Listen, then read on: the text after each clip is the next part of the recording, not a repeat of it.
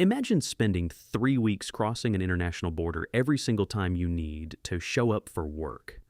Not because of some bureaucratic mix-up, not because of a scheduling error, but because the country hosting your biggest career moment is simultaneously at war with your home country, and the organization responsible for protecting your right to compete simply couldn't figure out how to make it work. That's not a hypothetical scenario. That's what actually happened to Iran's national football team at the 2026 FIFA World Cup. And when Iran's captain finally said what he'd been holding back for weeks, standing in the mix zone outside the dressing rooms at Lumen Field in Seattle with cameras rolling, the words that came out weren't polished or political. They were raw, specific, and they named names. This isn't just a football story. It's a story about what happens when geopolitics and the world's most watched sporting event collide head-on, and about who ends up paying the price when the world's most powerful sporting organization can't deliver on the promises its own president makes face-to-face. Let's start with what happened on the pitch, because the football itself was genuinely gripping before everything else took over.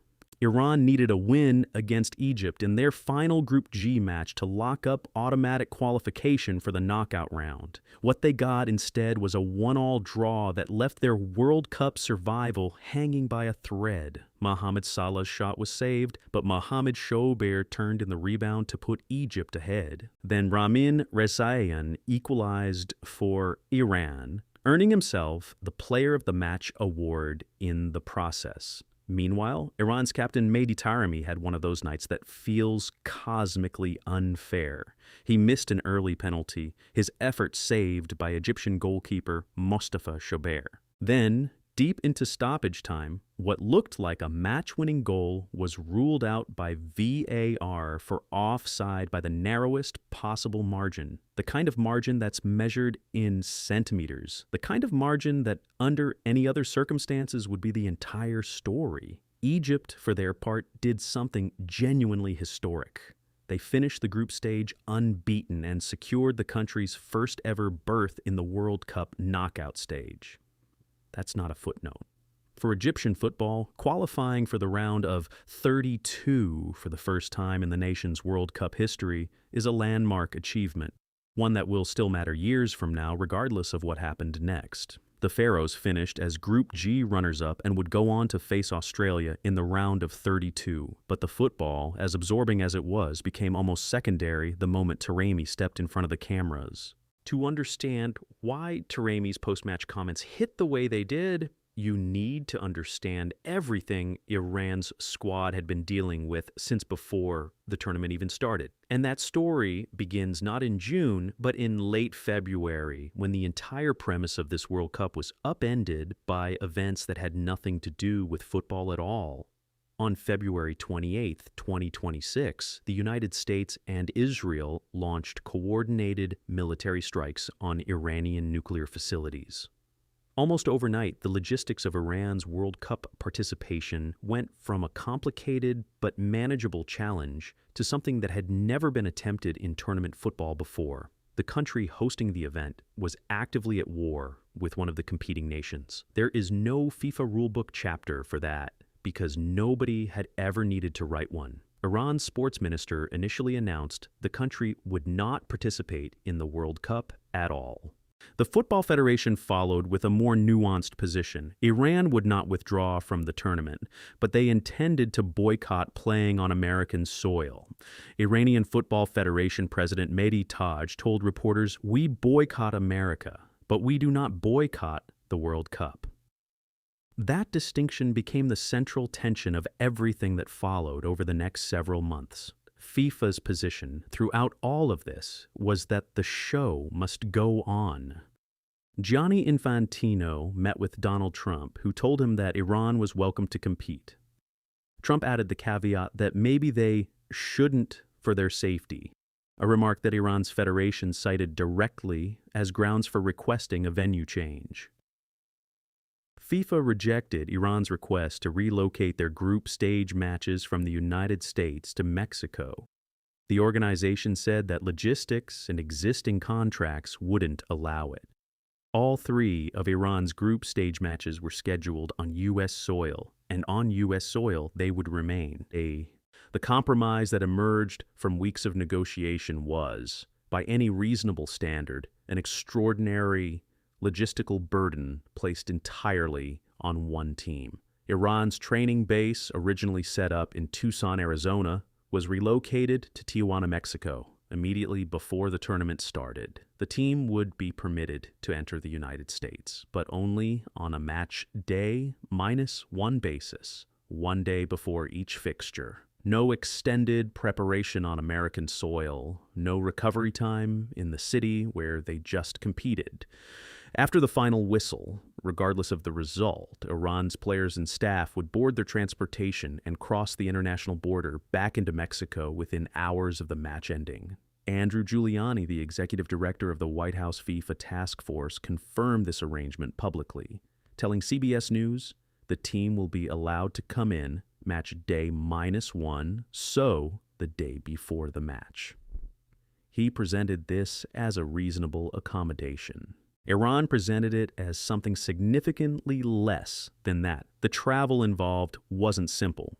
For the opening match against New Zealand at SoFi Stadium in Inglewood, Taremi later revealed that the journey from Tijuana to the stadium took approximately 5 hours, including what should have been a short flight. Local law enforcement had heavily cordoned off the team's hotel and training facilities to manage a volatile mix of fans, media, and anti-regime protesters who had assembled outside. Whatever mental preparation those players had planned for was happening somewhere in the middle of all of that, and there was an additional layer of difficulty that went beyond the travel itself. According to multiple reports confirmed by Iran's own federation, up to 15 senior team officials and support staff were denied United States visas throughout the group stage. The federation president, Mehdi Taremi, was among those refused entry.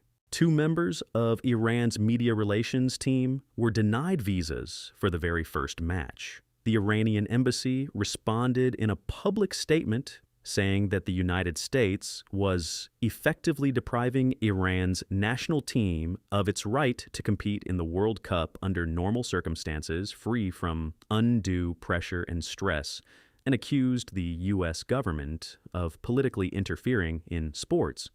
Iran formally filed a complaint with FIFA over the travel restrictions ahead of their second group game against Belgium. The complaint specifically cited the disruption to their preparation and the inequality of the conditions they were being asked to compete under relative to every other nation in the tournament. FIFA did not publicly respond to that complaint before the group stage concluded. Now, here's the part that made Taremi's post-match comments carry more weight than a routine, frustrated athlete venting at the cameras. Standing in the mix zone after the Egypt draw, reporters asked him directly about the team's immediate return to Tijuana. What followed was one of the most sustained and specific public criticisms any player has leveled at FIFA during an active tournament in recent memory. "We have always complained about these things since the beginning," Taremi said. "It's a disaster, World Cup disaster. I mean, FIFA, they have to solve every problem here, but unfortunately, they couldn't solve it since the beginning."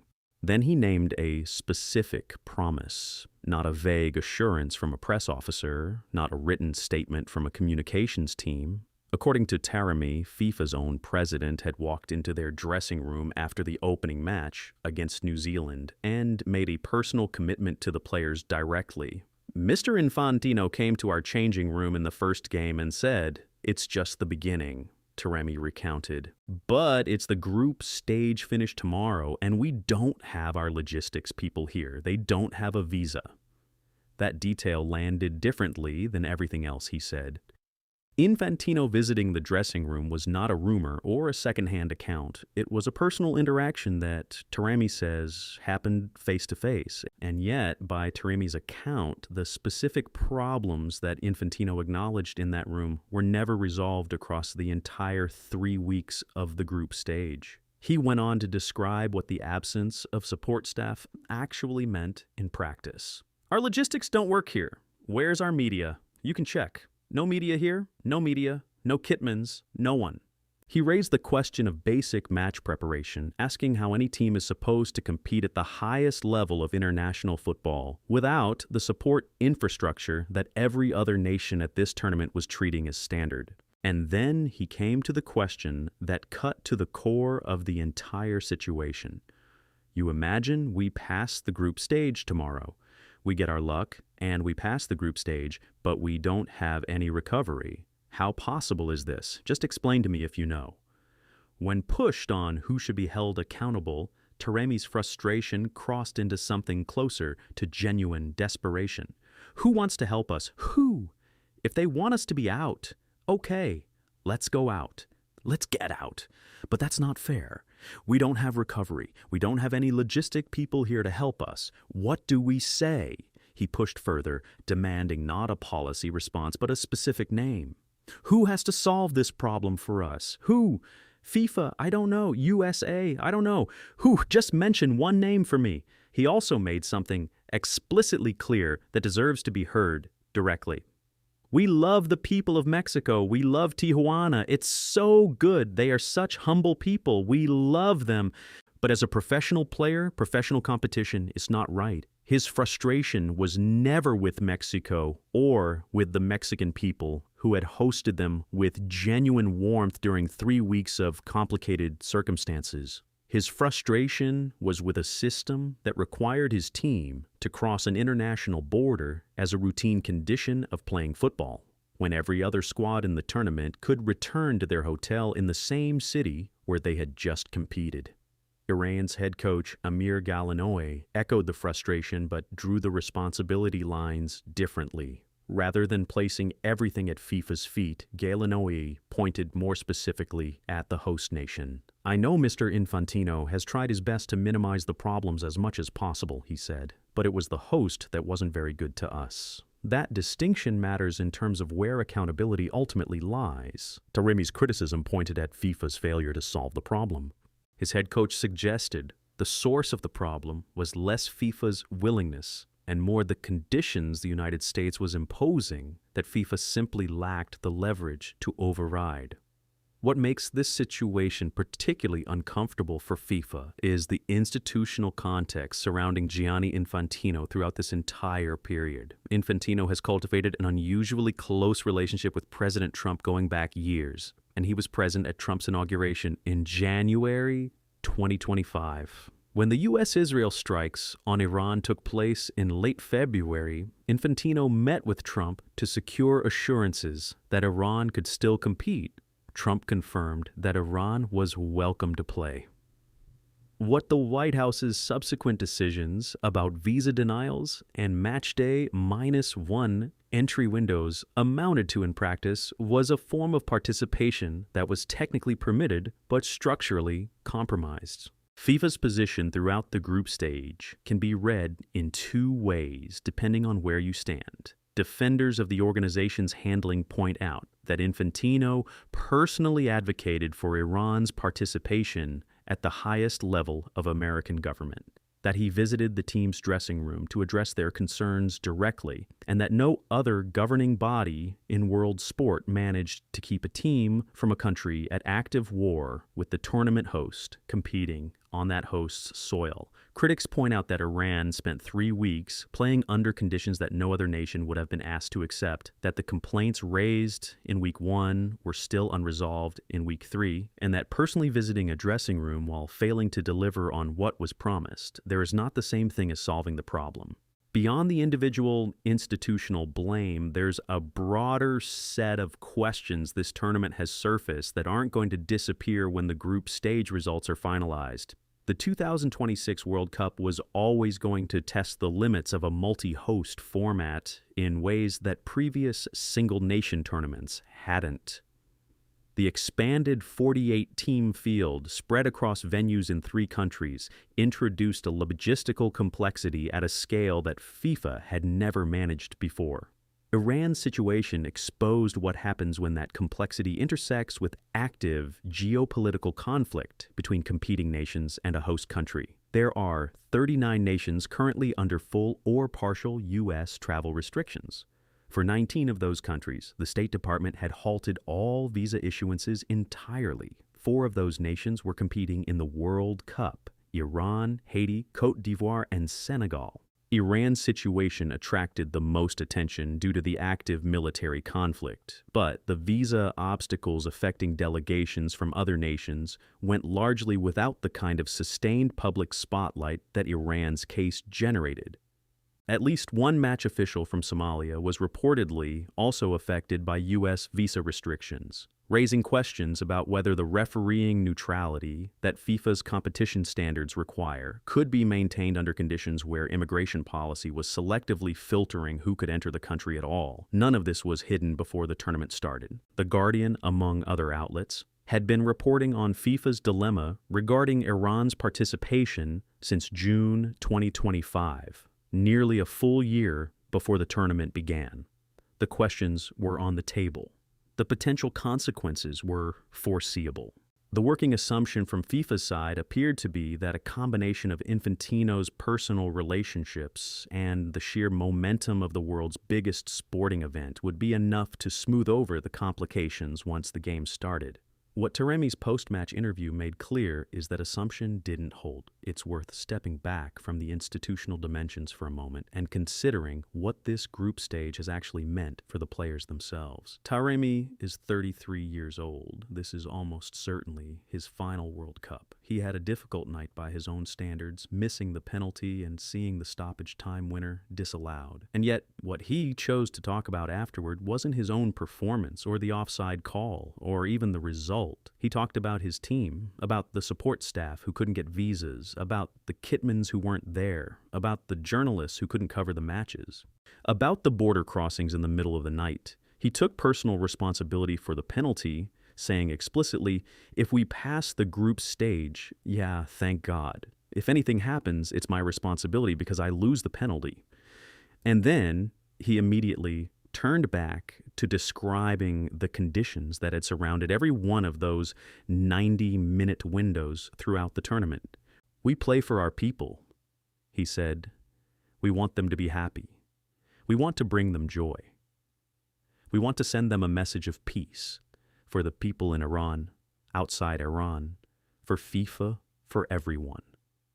But there is no peace about the others to us." That combination of institutional anger and genuine pride in his teammates is why this particular press conference resonated across football media within hours of it ending. It wasn't a calculated media moment. It was a captain saying on record what he and his squad had been experiencing for 3 weeks, knowing the cameras were rolling and saying it anyway. Iran's qualification fate following the Egypt draw was entirely in the hands of other groups. They needed to finish among the 8 best third-place teams in the expanded 48-team format to reach the round of 32 without having won their group outright. That calculation would be resolved once every group's final matches concluded. In the immediate aftermath of the match, nothing was certain. What was certain was that the conditions Taremi had described publicly were real, documented, and had been raised internally multiple times before reaching this point. The questions this tournament has raised aren't going to be answered by whatever happens to Iran in the knockout round or by whether FIFA eventually issues a formal statement addressing Taremi's specific criticisms. The more fundamental question is whether this becomes a genuine structural moment for how international football governance handles the intersection of geopolitics and competition rights. The detail that up to 15 of Iran's officials were denied U.S. visas while the team was actively competing in the tournament is specific enough and serious enough that it will be difficult to simply move past once the final whistle sounds in the last group stage match. Taremi asked for someone to name one person responsible for fixing the problem. Nobody in real time gave him that name. What happens next, both on the pitch and in the institutional conversation about how a moment like this gets handled going forward, may ultimately determine whether that question gets answered at all. FIFA's credibility as a neutral governing body is taking real damage here, and not for the first time. The organization has spent years insisting that football stands above politics, that the pitch is a sacred neutral ground where the world's conflicts are suspended for 90 minutes. That argument has never been easy to make, not after Qatar 2022, not after Russia's exclusion following the invasion of Ukraine, and certainly not now, when one of the 48 teams competing in the world's biggest tournament has been required to cross an international border before and after every single match because the host country is at war with them. The gap between FIFA's messaging and the lived experience of Iran's squad is not a nuance. It's a structural contradiction that this tournament has made impossible to ignore.